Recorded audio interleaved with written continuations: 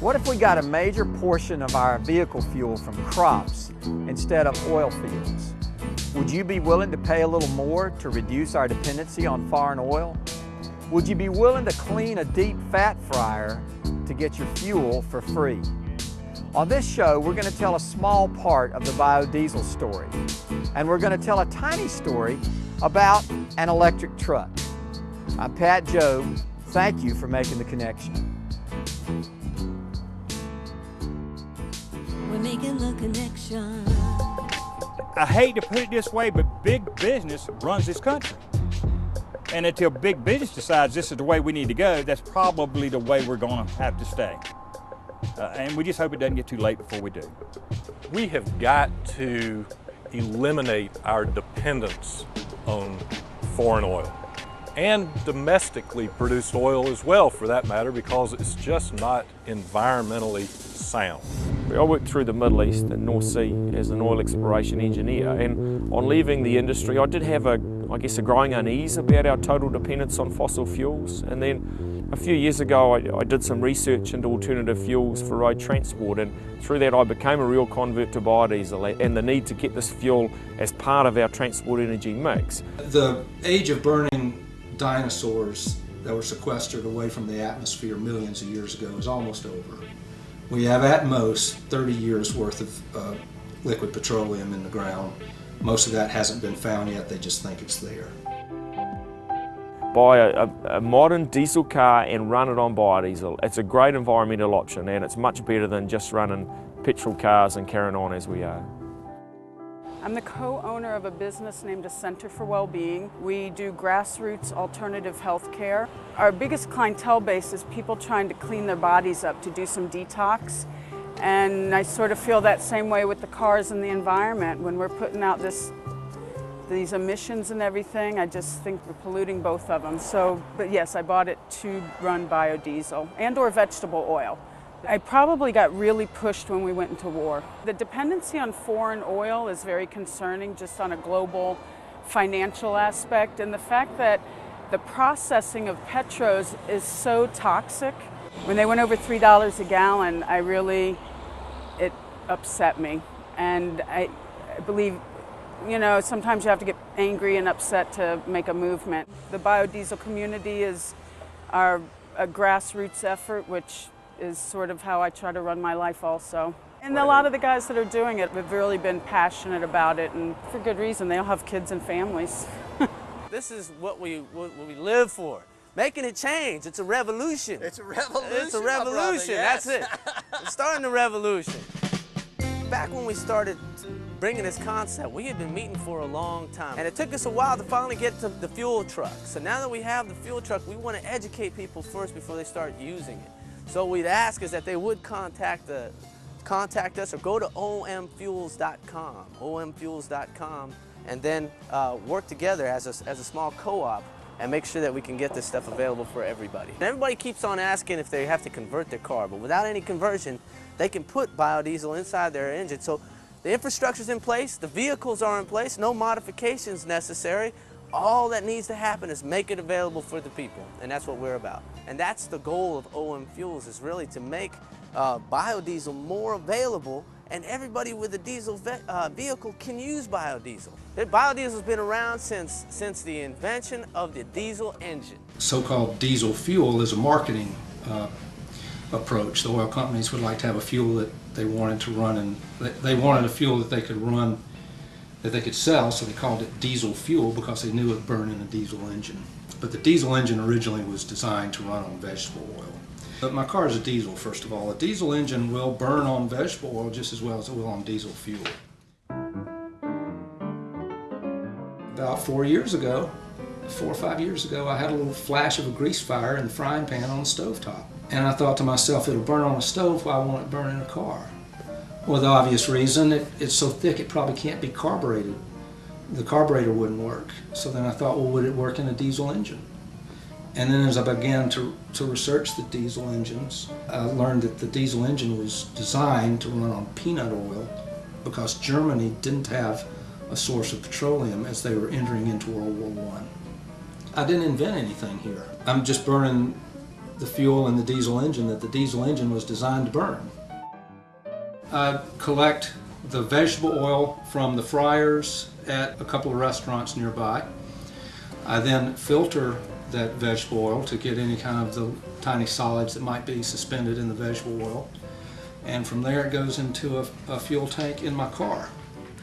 A restaurant that fries food has to change that vegetable oil very often, or it'll make their fried food taste kind of greasy. If it's changed often, the fried food does not taste greasy. In return for them giving me their waste vegetable oil, which normally would be discarded to the rendering industry, I offer to drain the vegetable oil from their fryers, clean their fryers, and then refill their fryers with their clean, fresh vegetable oil. So for about a half an hour, you get 20 gallons of fuel, and diesel is retailing now for about $2.50. Right. So they're paying you $100 an hour to clean their. Basically, yeah, that's exactly how I look at it. You know. Well, as anyone knows in the restaurant business, that changing the fryers is probably one of the worst things in the business to do, and it is pretty much a service to us for him to come in and take our oil, and it's worth its weight in the oil that he takes just for that process. So it definitely makes things a lot easier. Saves you guys time and energy. And money. And money. What did you used to do with the fryer oil before Randy came along? We used to put it in a huge bin, 100-gallon bin, and we'd have a company come out and pump it out and make more money off of it for themselves. What did they use it for? Lipstick, plastics, who knows? Probably things I don't even want to go into. Well, have you ever thought about owning a diesel and maybe burning some fryer grease in your car? Actually, yeah, now I have, and now I have a free gas tank if I ever do own a diesel. Sorry, Randy. Pete Bethune is the skipper of the Earth Race boat.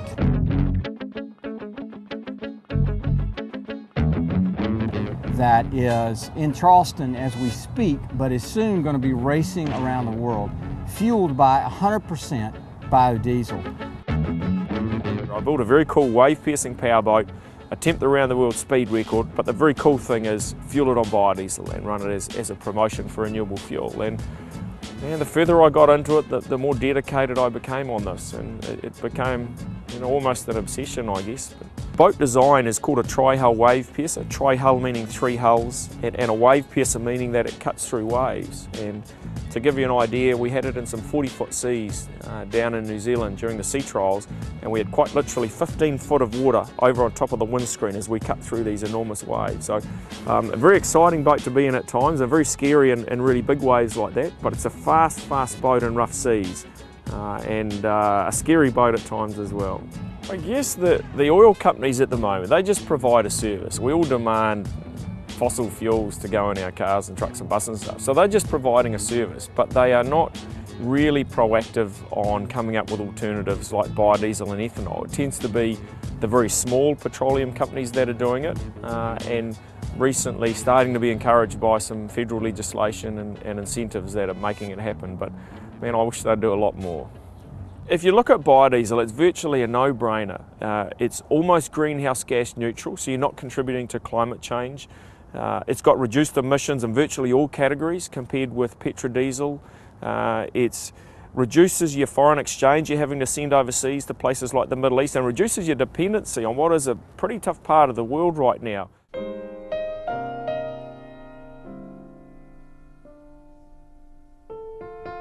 The trouble you've got is with big oil companies, renewable fuels does not come easy to them. It's a completely different business model.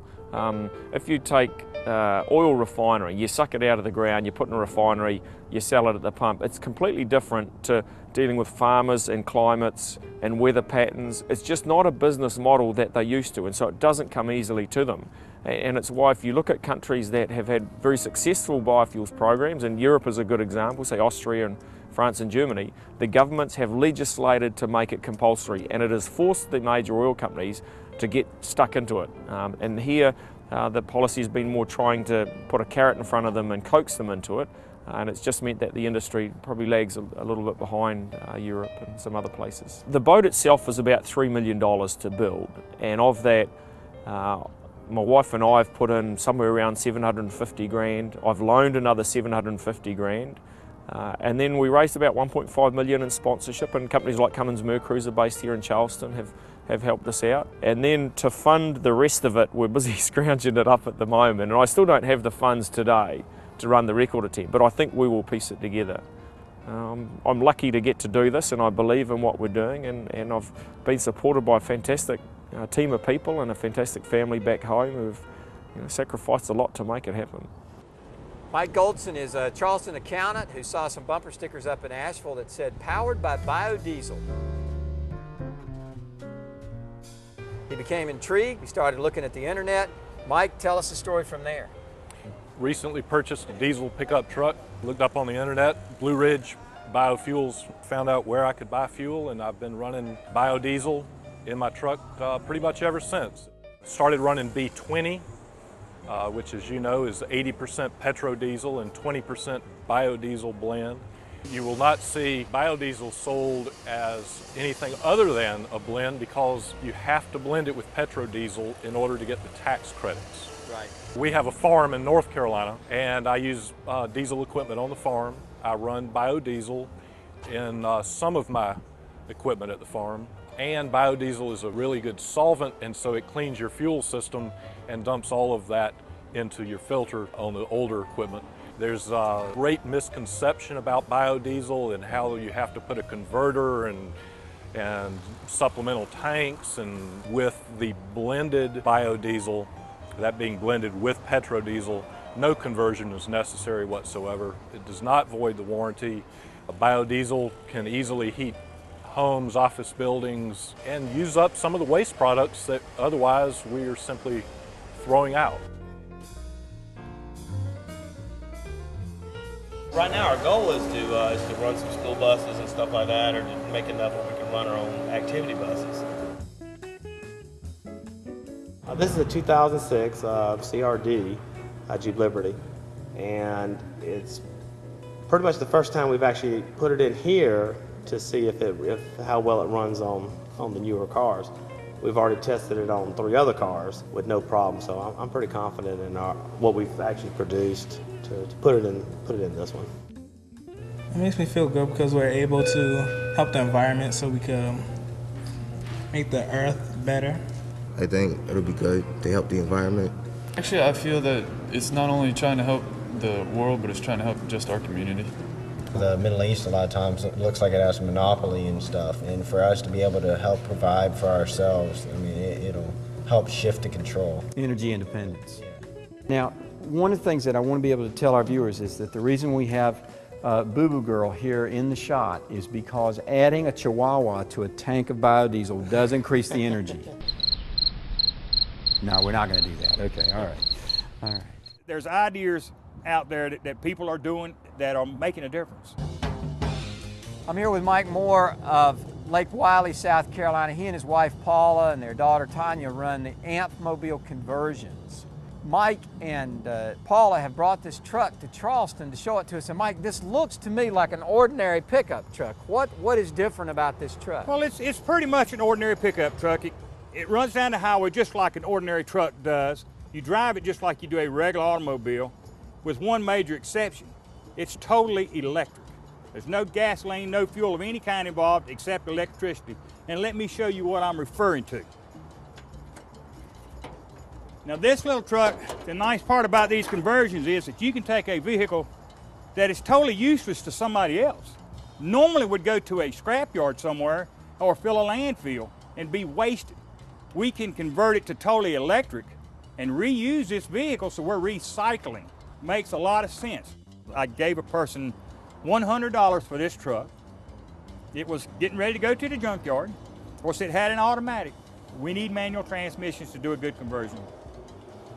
So I went to a junkyard, I bought a transmission for another $100. For $200, I have the truck. We have 5 6-volt batteries under the hood. We have 15 more under the bed, which gives us 120 volts DC power. The cost of operating this vehicle is approximately 5 cents per mile, compared to a gasoline car that's probably around 35 cents a mile. So it's quite reasonable to operate. To do a conversion like this one, it's around $7,500, $8,000 if you do it yourself. If you hire a company like ours to do it, then you're talking $10,000 to $12,000, depending on the car, what you intend to use it for, how you intend to use it. On a vehicle such as this, we get about 50 miles per charge. Now, some vehicles we get can get 60, some over 60. But the battery technology as it is today is quite lacking, and that's where we need to make some major advances on electric vehicles is battery technology. Once we do that, you'll be seeing a lot more electric vehicles on the highway, because if you can give a person 120 to 130 miles per charge, they say it'll work. Mike and I both love to go to the mountains. We absolutely love the mountains. It looks like a war zone out there. And that's because of air pollution? Because of air pollution. Pictures don't lie that are at the park ranger stations of the mountains. It almost makes me cry to not be able to see the mountains, and that my children and my grandchildren can't see those mountains anymore. I save $200 a month just driving this vehicle. Not to mention the amount of atmospheric pollution that I keep from going out into the atmosphere. You know, we supply half of our home with PV power, which is basically all our lights. The only main appliances we have left on power now are our refrigerator, our well pump, and our deep freezer. Everything else is basically on the PV system. Now, what is a PV system? Photovoltaic. It takes the energy from the sun, converts it to 12 or 24 volt DC electricity. We store that in a bank of batteries, and then we use an inverter to invert the DC power to pure AC power of 120 volts, just like you get from the power company, except better, because it's clean. It's clean power. It's basically free energy from the sun. Janie Tenney works for Southeast Biodiesel in North Charleston, a new plant that hasn't even opened yet, but when it does, it's going to be producing a lot of biodiesel. How much biodiesel are you folks going to make out here, Janie? We will be a 6 million gallon a year plant for this one. We also have in mind and in the works to build a mirror plant right next door in the lot next door, which will double the capacity to 12 million. Some friends of ours, Ari included, who's our plant manager, years ago thought, hey, this sounds really good. We can use restaurant oil and make something that's environmentally friendly, and we can control it ourselves. My husband is a brewer, so anything with brew in it, he thinks, oh, good idea. So we got interested in it. Him and Ari went to a seminar about it, and we kind of tinker with it in our backyard. In the backyard process, it's very simple. We use all scrap materials, like an old hot water heater we found in the garbage pile from somebody. And it's just kind of pieced together with some copper piping. I think we spent maybe $20 on some copper piping, and used some 55-gallon barrels and 2 chemicals and a lot of waiting. I'm a mechanical engineer. I have a degree in mechanical engineering, and I just saw a lot of opportunity in this particular field. So I'm very interested in alternative energies. Well, basically what happens is we have the trucks come in this direction right here, and we'll unload the truck. What will be in the truck will be, usually it'll be like chicken fat. We'll pump it out of the truck. We'll fill these 2 tanks here in the middle. Then what we'll do is we will take those and process it before we actually send it into reaction. We'll spin out the water. We will filter it and heat it up, and at that point it'll be ready to send into the reactor to change into biodiesel. This is where the actual reaction happens. And we essentially have 2 portions of our reaction. We get 80% reaction in one tank, and that is by adding methanol and a catalyst to our raw product. At that stage, after the 80% reaction has occurred, we send it through the centrifuge. We spin off water and the byproduct, which is a byproduct of the reaction. It actually inhibits the full reaction, so by spinning out the water, we get a more complete reaction. So then we'll send it into the second phase of our reactor vessel here, where we add the remaining necessary methanol that's needed for the full reaction. I see it as a future for my children to be something better, next generation. It might not see it in our generation, but as long as we can instill,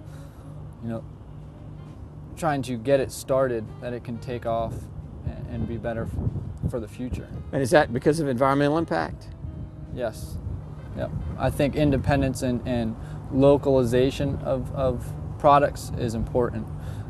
getting my bananas shipped in from South America is going to be a thing of the past. We're just not going to have the fossil fuels to sustain that. So having stuff that's, chicken grease, this chicken fat's coming from Sumter, South Carolina, which isn't too far from here, we're going to be processing it here in South Carolina, and a majority of it will still be sold here in South Carolina as well as other places, since the demand for it is great, but we're trying to keep a majority of it here. Dean Schmelter is the owner, or one of the owners of this plant, Southeast Biodiesel here in North Charleston. And Dean, you guys are starting a revolution, right? We hope so. It's going to be a new experience because there is not any other biodiesel plants in the Charleston area. There's only one other in the state. After Katrina, I got mad at the fuel prices, and my mechanic said, well, why don't you do something about it? You're a chemist. I run 3 other chemical manufacturing plants. And so basically I've approached this as a chemical manufacturing operation, not a fuel operation. I think the biggest appeal for people after you get through the financial part of what does it cost is it's actually a premium fuel. It works better than regular diesel. Blended with diesel, it's a great additive and makes engines run better, less pollution, and when you step on your gas, when you're running a diesel vehicle, you normally see a black cloud of smoke. With this, you don't see any smoke. It's clear. My car loves it. In fact, it hates the, low sulfur diesel is what's in the market now, because those laws changed a couple months ago. My car hates low sulfur diesel. It doesn't run well. It's very smoky. It kind of knocks a lot. So if I have to use diesel for some reason, you can tell a big difference, like when we went out of town. And then put biodiesel in, you can hear the biodiesel go through the fuel lines. It quiets down. It loves it. So we need to do something, and now's the time. Look, environmentally, a diesel car, especially a modern diesel, is a better option than gasoline. I don't want them going out and buying 6-litre trucks and stuff. It's very easy to collect more vegetable oil than one needs to burn in their car. Mm-hmm. So what to do with all this? I'd like to get a diesel-powered generator, and I would use that vegetable oil to run the electricity for my house. Reduce my electric bill down to 0. That's the goal. I'm just getting started on that project. So I've been interested in not supporting the gas industry as much as it's supported. For a long time, it really hit hard when I was paying $3 a gallon for gas, and it cut a cross-country trip in half. I think that we need to do whatever we can to get away from OPEC.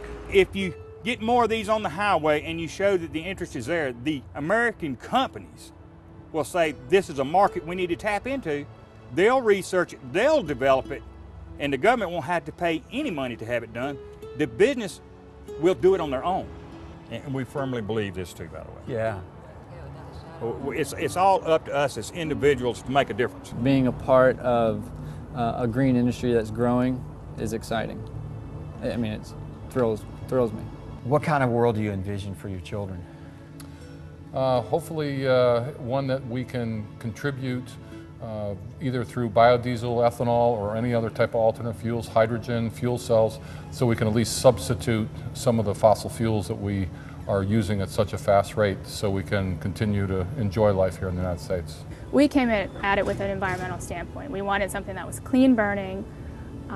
So I would like to see that, this is not an answer to the world's oil problems by any means, but even if it replaces 1%, if biodiesel can replace 1% of that foreign oil, then that's 1% that I got to help maybe produce and get out there. So we've got a world that's dependent on hydrocarbons, and any little bit we can do to help change that is a small step towards making the world a better place, I believe. If we can go back and look what nature's done and get back to the natural way of things, it would be great for children or our generation to be able to breathe the air, to be able to go and visit a forest that's not been clear cut.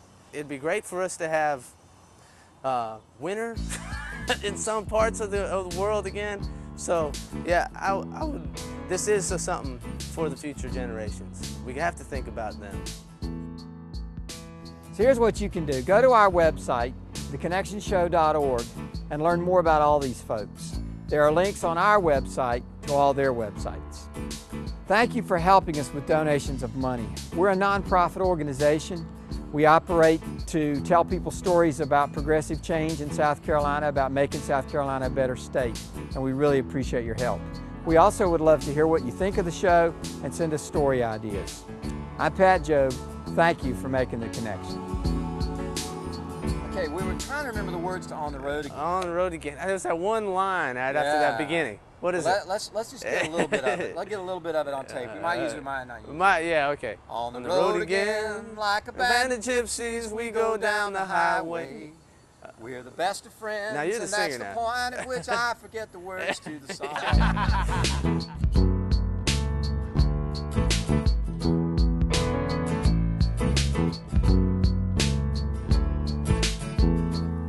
When we listen to a story and we see the world through someone else's eyes,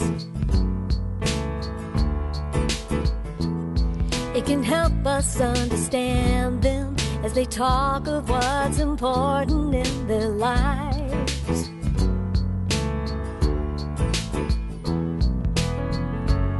We start breaking down those walls.